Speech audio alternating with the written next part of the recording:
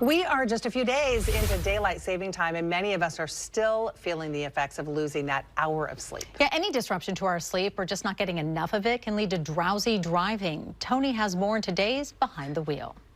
It happens when we're driving, but what we really need to be doing is sleeping.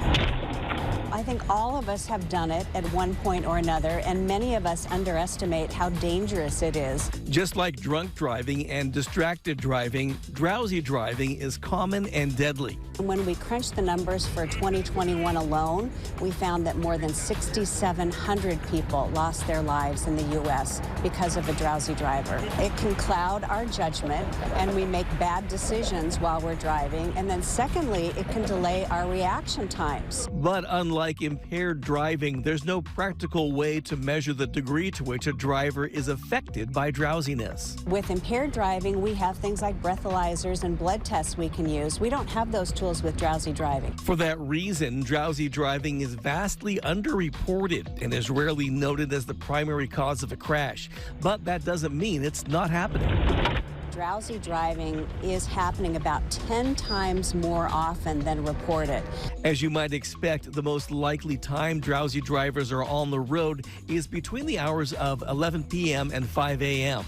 Also, it does tend to involve more younger drivers between the ages of about 16 and 30, and more men as well. In fact, when we look at fatal crashes involving drowsy drivers, most of them are men. Turning the radio up or rolling the windows down might pique your alertness for a moment, but the only real cure for drowsiness is sleep. If you can, pull over to a safe area off the roadway and get some rest. A quick nap can really help you when it comes to being an alert driver, and we're talking about a nap that's about 20 to 30 minutes long. Tony Martinez, Fox 12 Oregon. Line between sleep and wake is razor thin. Yep. I think we've all been there. Yeah. But you just think, oh, I can make it a little farther. It can happen in an instant. It really and can. And it's terrifying. In that video, you can see, how it just quickly, you lose control of the vehicle. I mean, it's... Well, it's something you can manage, right? Just pull over and close your eyes. Yeah. Wow. Or get enough rest the night before, which we all... It's not always possible. Right. And the pushing it, when you kind of know, gosh, I got to drive. I got to drive all night. I have to get there. That's when it's going to happen. And what's crazy is sometimes you're laying in a bed in perfect conditions and you can't sleep. You can't fall asleep.